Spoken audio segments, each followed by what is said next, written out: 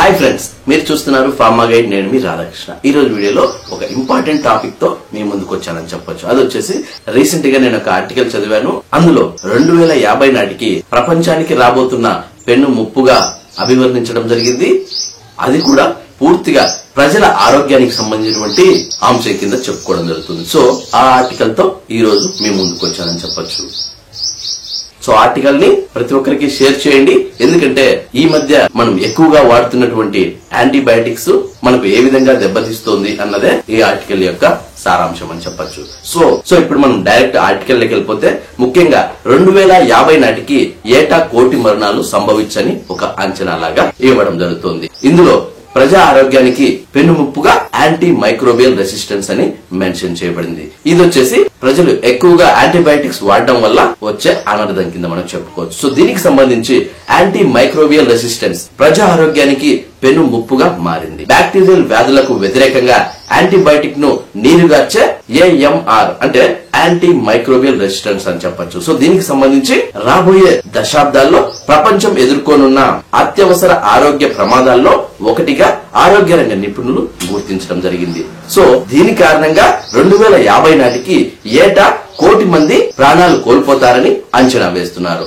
అదే సమయంలో జంతువుల్లోనూ ఔషధ నిరోధకత పెరగడం తీవ్రమై చికిత్స చేయలేని అనారోగ్యానికి దారితీస్తుందని, అల్పాదాయ దేశాల్లో పశువుల ఉత్పత్తిలో 11% తగ్గుదలకు దారితీస్తుందని చెబుతున్నారు. దీనివల్ల జీవనోపాధి, ఆరోగ్య భద్రత దెబ్బతింటుందని హెచ్చరిస్తున్నారు. మెరుగైన వ్యాధి నివారణ ద్వారా యాంటీబయాటిక్స్ అవసరాన్ని తగ్గించి యాంటీ మైక్రోబియల్ నిరోధక వ్యాప్తిని అదుపు చేసేందుకు శాస్త్రవేత్తలు ప్రయత్నిస్తున్నారు. ప్రజల్లో యాంటీ మైక్రోబియల్ నిరోధకత పెరుగుదలను అంతం చేయడమే ఈ శతాబ్దంలో సాధించాల్సిన ముఖ్యమైన ఆరోగ్య విషయాల్లో ఒకటని వారు చెబుతున్నారు. సో చూశారు ఫ్రెండ్స్, ఈ ఆర్టికల్ కి సంబంధించి ఏటా అంటే 2050 నాటికి ఏటా అంటే ప్రతి సంవత్సరం 1 కోటి మందికి పైగా ప్రాణాలు కేవలం ఈ యాంటీబయాటిక్స్ వాడడం వల్ల సంభవిస్తాయని శాస్త్రజ్ఞులు ఆల్రెడీ హెచ్చరించడం జరుగుతుంది.